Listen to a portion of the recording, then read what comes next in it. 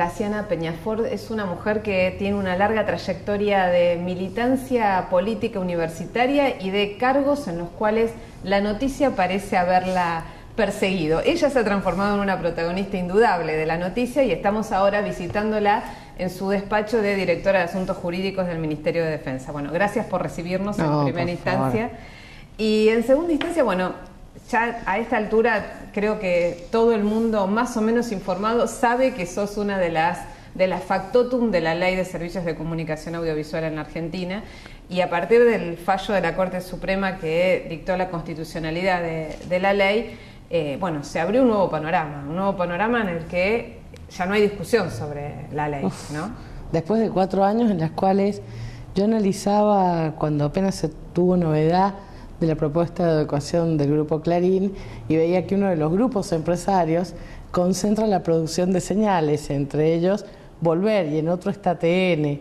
Yo decía, bueno, al final TN ni Volver van a desaparecer, nos pasamos 4 años discutiendo un eslogan falso.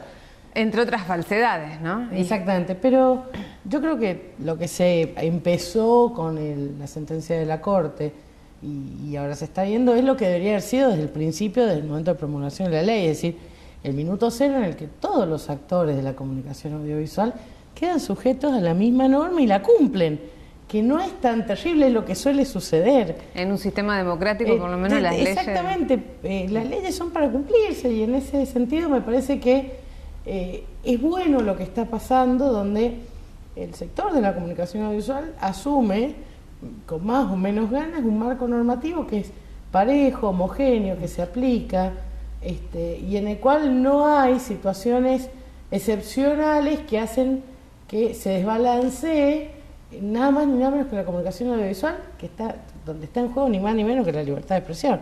Es decir, el debate democrático, el tributario de todo este proceso es el debate democrático, no es ni el Grupo Clarín, ni como dicen algunos los medios oficialistas, ni el gobierno. En realidad son las audiencias y es la pluralidad en el debate democrático. Ahora, justamente, el Grupo Clarín ofreció, apenas se conoció el fallo, un rechazo así importante y destacó el fallo minoritario del ministro Fayt como los argumentos que debían haberse tenido en cuenta, ¿no? Que fue el único miembro de la Corte que consideró inconstitucional la ley cuando los otros 6 la consideraron constitucional. Ahora, después de esta pirotecnia así mediática, esta semana presenta este plan de adecuación. ¿Vos cómo lo ves esto? ¿Lo ves como un cambio de estrategia del Grupo Clarín o lo ves como, bueno, un adecuarse a la realidad en definitiva porque tenés un fallo que te marca un límite legal en la Argentina? Me parece que la respuesta correcta son ambas. Por un lado, hay un fallo de la Corte Suprema que establece una obligatoriedad a raíz de determinar la constitucionalidad de la ley. Por lo tanto, no hay argumentos para no cumplir la ley. Esto no quiere decir necesariamente un cambio en la estrategia discursiva del Grupo Clarín. Es decir, yo creo que el Grupo Clarín va a seguir cuestionando la legitimidad, tomándose de fallos de la minoría, o tomándose de distintas expresiones. Digo, imagino lo que dirá la CIP al respecto, que ya dijo algunas cosas, pero creo que la línea discursiva, la línea editorial, no está en análisis cuando se trata la Ley de Servicios de Comunicación Audiovisual.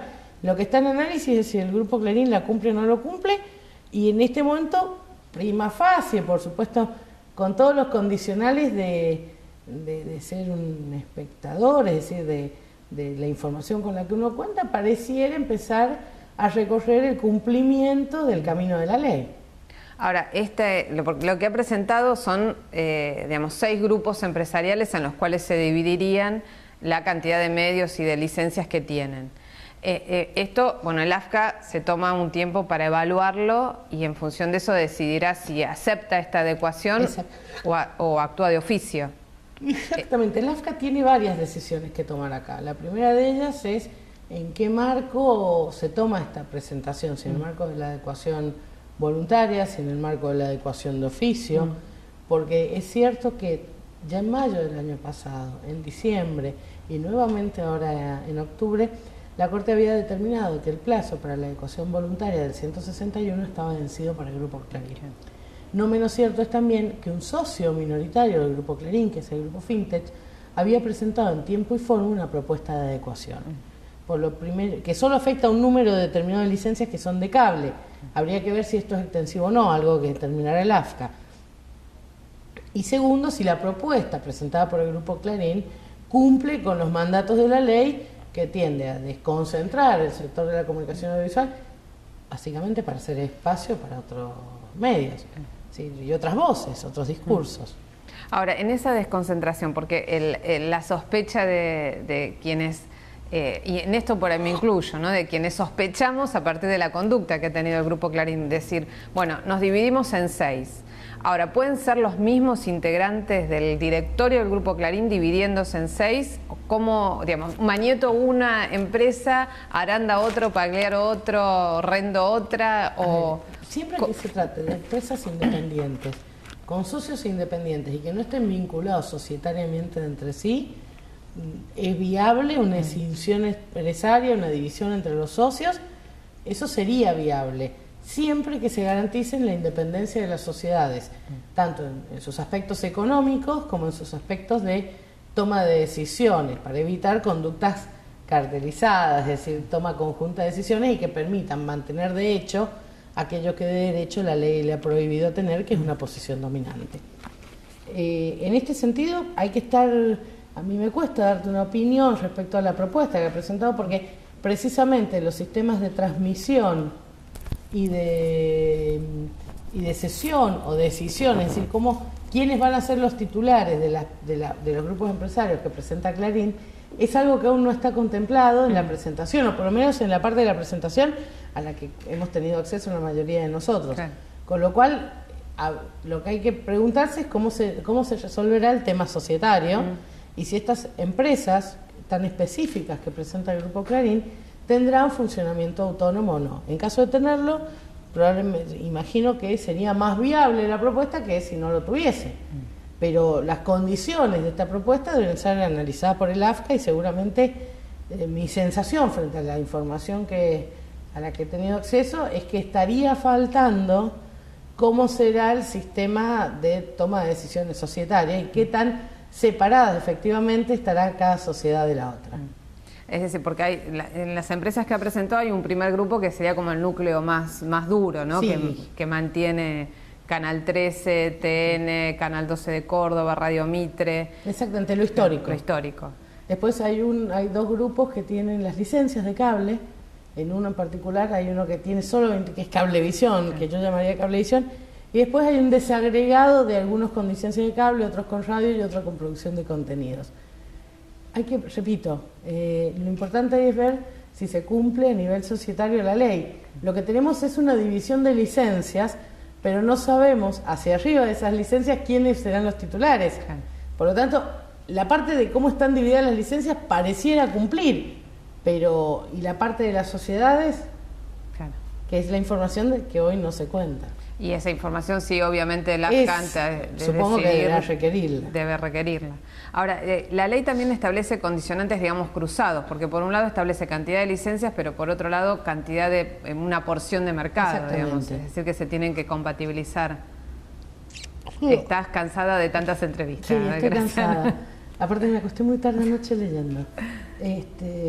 No, lo que te iba a decir, la cantidad de licencias es una cuestión, los porcentajes de mercado es otra. Para darte una idea, si yo con 24 licencias excediera el 35% del total del mercado de abonados, claramente la propuesta no sería admisible. Por supuesto, la ley tiene lo que se llama mecanismos de control cruzado, a los fines de evitar que a través de distintas figuras se eludan los controles que impiden la concentración mediática. Sería absurdo poner una frase, un número, una ecuación aritmética para luego ser presa de... exactamente. Claro. Entonces lo que busca la ley es básicamente garantizar las proporciones en las cuales el mercado se considera lo bastante amplio para hacer lugar a un amplio debate. ¿sí? Donde nadie tenga una posición dominante, eso es. Y digamos, lo que dicen algunos es que este plan de adecuación que presentó ahora Clarín es semejante al que presentaron otros grupos, ¿no? Como el caso de Vila Manzano o el caso de Telecentro. Para serte honesta, desconozco, no he tenido participación en los procesos de adecuación, con lo cual sé lo que dicen los diarios al respecto, no puedo darte una opinión fundada. Ahora, teniendo en cuenta la reacción tan virulenta que ha tenido el Grupo Clarín a lo largo de estos 4 años, más de 4 años, ¿no? Pero en estos últimos 4 años, desde que se sancionó la ley y todo lo que se ha dicho y se ha demonizado a determinados funcionarios, y como vos hacías referencia al principio, a los eslóganes apocalípticos que han usado y que siguen usando, porque al mismo tiempo que presentaron este plan de adecuación, las calificaciones de que el Estado quiere avanzar en forma ilegal o quiere avanzar de facto como si no hubiera una ley que ya pasó por todas las instancias de control posible. ¿Vos imaginaste cuando empezaste a trabajar en la ley que iba a ser tan visceral esta reacción de parte del Grupo Clarín? Mira, lo que imaginamos cuando empezamos a trabajar la ley no tiene tanto que ver con lo que pasó después. Para darte un ejemplo, cuando apenas sale la ley, 2 jueces, uno de Salta y otro de Mendoza, hicieron algo que estaba por fuera de cualquier parámetro. Vulneraron el sistema de control de constitucionalidad de la Argentina y suspendieron toda la ley para todo el país. Y hubo que llegar a la Corte para que la Corte dijera, por favor, señor juez, usted está violando el sistema de control de constitucionalidad argentino. Esto era imposible como hipótesis de trabajo, pero pasó. Respecto a las impugnaciones judiciales, sabíamos que el Grupo Clarín era muy probable que las hiciera. Si se quiere, no teníamos perspectiva de que pudieran retrasar tanto en la justicia el avance con la causa. Digamos que tuvieran tanto apoyo judicial para eso. Exactamente. Ha habido realmente algunas instancias francamente preocupantes, pero bueno, es parte también de esta ley, Nora, donde no solo se ha demostrado cómo es una construcción democrática, sino que también ha sido como una prueba visible de cómo se construye la historia, ¿no? Y cómo funcionan los grupos de poder y cómo articulan con distintas instituciones del Estado. Yo creo que ha sido una muy buena lección de historia, además de un hecho democrático, porque confluyen de alguna forma las herramientas de la democracia cada vez más fuertes, del debate colectivo, de la participación, frente a grupos de interés acostumbrados a funcionar con algunos sectores de manera muy relacionada. Dicho de otra manera, han demostrado, si se quiere, algunos sectores del Poder Judicial una enorme sensibilidad para los intereses y los pedidos de los sectores concentrados y una enorme indiferencia para acompañar los pedidos de los más débiles. Claro. El rol del Estado que estaba absolutamente desdibujado y naturalizado en esa falta de rol, ¿no? Exacto. Claro. Ahora, lo que también quedó en la audiencia que se realizó en la Corte Suprema, que fue muy visible, y creo que no sé si socialmente se tenía tan claro, fue el tema de la lógica del Grupo Clarín de asociar libertad de expresión con sustentabilidad económica, ¿no? No, es que la libertad de expresión tiene que ver con la sustentabilidad, con lo que no tiene que ver es con la rentabilidad. Mira, es el tipo de argumento que a veces los abogados hacemos ejercicios de tomar el argumento y llevarlo, por ejemplo, a su expresión máxima. Y creo que este es un buen caso. Si a mayor rentabilidad y mayor economía en escala, más libertad de expresión, esto implicaría que no habría nada que garantice más libertad de expresión que una gran empresa nacional. Sí. Bueno, esto sería contrario, y ahí te demuestra que el argumento es falso. Claro. La sustentabilidad sí, porque tiene que ver con las condiciones de funcionamiento y existencia del medio, pero la rentabilidad es algo que se obtiene, en el caso de la concentración mediática, en detrimento de las voces del conjunto. Digo, que hay un concepto que es importante. Donde hay concentración de medios significa que hay un grupo o una persona que se apropia de las voces del conjunto. Entonces, esta rentabilidad dada por la posición concentrada está hecha en detrimento de otras voces que se tienen que callar, como fue el esquema de la expansión del Grupo Clarín, donde el Grupo Clarín compró sus competidores y los fue cerrando. Sí, el nivel de rentabilidad dada, por ejemplo, por ser monopólica en algunos lugares, no está dado por la eficiencia de los servicios, está dado por deliberadamente anular la competencia y por lo tanto callar la posibilidad de elección de muchos de nosotros.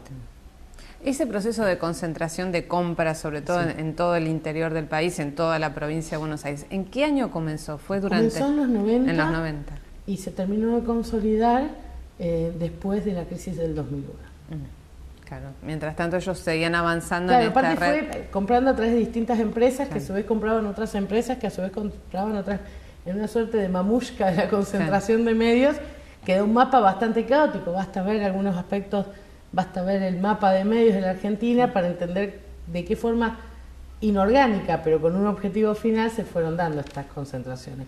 En esto Martín Becerra y Guillermo Mastrini explican esto muy bien en varios de sus libros, y hablan además de un tipo de concentración mediática en la Argentina, que es la concentración conglomeral, es decir, grupos que concentran distintos tipos de licencias y de medios. Es decir, vos lo ves cuando ves que tienen desde Cúspide, que es una editorial, una librería editorial, hasta Cablevisión, que es una distribuidora de contenidos, y también tienen imprentas, y también cómo van funcionando cuestiones vinculadas, si se quiere de alguna manera, a los derechos culturales a través de conglomerados, distintos tipos de servicios, de medios, de licencias.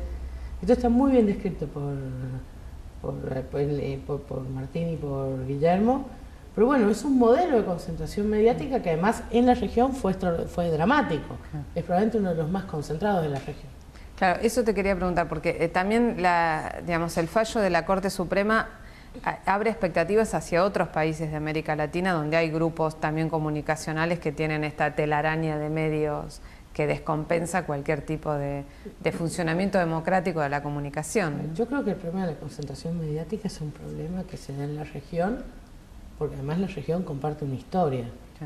La concentración mediática no es un hecho accidental, es fruto de determinadas políticas económicas que además están asociadas a determinados tipos de gobierno, ya sea de corte muy autoritario y también de corte muy liberal, en el cual el Estado tiene que ser un no regulador directamente. Esta ley ha sido mirada por todo el mundo y sobre todo por la región como un ejemplo y como un enorme interrogante sobre si las democracias latinoamericanas están en condiciones de brindarle a sus ciudadanos herramientas para dar un debate plural de ideas. Y en este sentido el fallo de la Corte es un fallo que va a ser mirado no solo desde la realidad argentina, sino desde la afuera, sobre todo porque hace hincapié en un concepto que ya lo han desarrollado los organismos de derechos humanos, pero que es muy importante. Y es que la libertad de expresión no solo es un derecho individual, además de un derecho individual, es un derecho colectivo de corte social que se representa en el derecho de todos nosotros a escuchar lo que tienen los demás para decir, no solo decir nosotros. Porque este derecho liberal como derecho individual, este concepto liberal como derecho individual, pareciera ser que la libertad de expresión es un derecho que grita pero no escucha, y en realidad las democracias modernas entienden la libertad de expresión como el derecho al diálogo y al intercambio, es decir, no solo es difundir, sino es investigar, es recibir, es poder acceder al pensamiento del otro.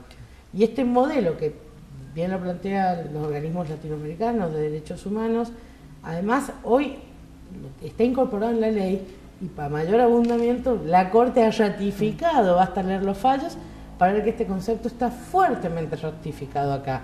Y esto sí claramente es una fuerte influencia para el resto de los países de la región.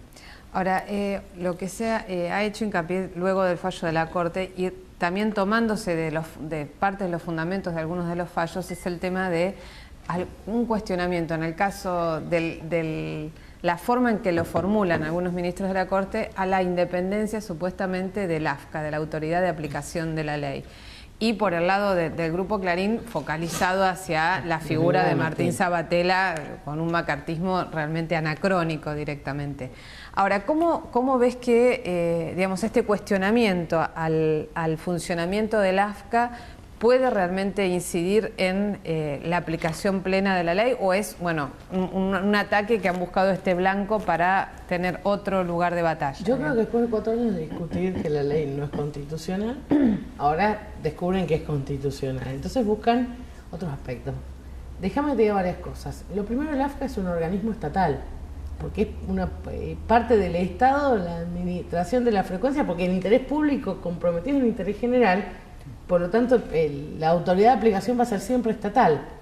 Lo siguiente, dicho esto, hay que ver qué es independiente. Independiente es que las decisiones del AFCA se tomen conforme a criterios jurídicos y técnicos en la materia, que se tomen igual para todos los medios, que se hagan en cumplimiento de las leyes. Ahora, independiente no significa que uno tenga que entrar a analizar, como vos dijiste marcatistamente, lo que piensan los integrantes del AFCA. Te voy a dar un ejemplo. En la Argentina el principio es la educación laica. Eso no quiere decir que los educadores no puedan tener una religión. Quiere decir que su educación debe ser laica. Bueno, en este sentido, lo que hay que decir es, las decisiones del AFCA tienen que ser independientes de desvíos políticos, pero no independientes en términos técnicos y jurídicos, no entrar a cuestionar las preferencias, creencias y obligaciones, si se quiere, de otro tipo que no sean como funcionarios públicos que tienen los miembros del AFCA. Para decir una cosa, a veces yo siento que quienes dicen un organismo independiente quisieran un organismo opositor. Eso tampoco sería independiente. Sí, o si no Macri, que llegó a decir que debía ser apolítico. Bueno, Debían ser integrantes de ley donde apolíticos. decía que fuera un órgano no estatal. Claro. Digo, ¿qué vas a hacer? ¿Una privatizada? Eso pasó en los 90, claro, ¿no? Bueno, Ese es el criterio. No, yo la verdad sinceramente creo que independiente es el modelo de toma de decisiones conforme a derecho en un organismo que además pensemos esto, la dictadura pensaba un organismo que era el CONFER, que además tenía sentado entre sus miembros, por ejemplo, a los servicios de inteligencia. Después pasamos a casi 27 años de interventor. A mí me sorprende que un interventor, que era un señor designado y removido por el Poder Ejecutivo, nunca haya sido cuestionado de su independencia. Es decir, yo ahora que hay un organismo donde participan el Poder Ejecutivo, las minorías y mayorías parlamentarias, las universidades, las provincias, porque digo, ¿cómo se eligen los miembros? 2 los nombra el Ejecutivo, 3 los nombra el Congreso, 1 por cada una de las primeras minorías, y 2 los nombra el Consejo Federal, donde están representadas provincias, universidades, sindicatos, entidades comerciales, entidades sin fines de lucro, y 1 además de esos 2 necesariamente debe representar a las universidades que dictan comunicación. Es un organismo plural, muy bueno, donde hay participación amplia. A mí me parece que el planteo es un poco traído de los pelos.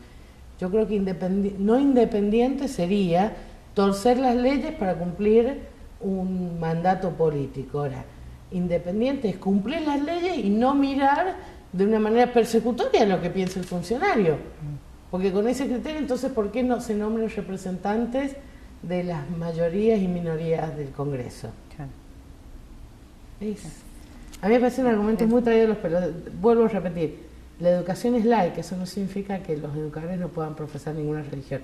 Porque si no, lo que tenemos que hacer es ya criar unos chicos en una caja que no vean televisión, no sepan nada, y después unas armas asépticas sin ningún tipo de preferencia o ideología, que dentro de 30 años a lo mejor están en condiciones de...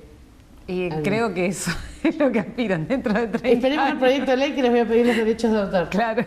Bueno, vamos a un corte y seguimos hablando sobre la ley de servicios de comunicación audiovisual y sobre otro tema que fue anunciado esta semana en el Ministerio de Defensa y que la verdad que conmueve sobre lo que ha sido la realidad del terrorismo de Estado en la Argentina.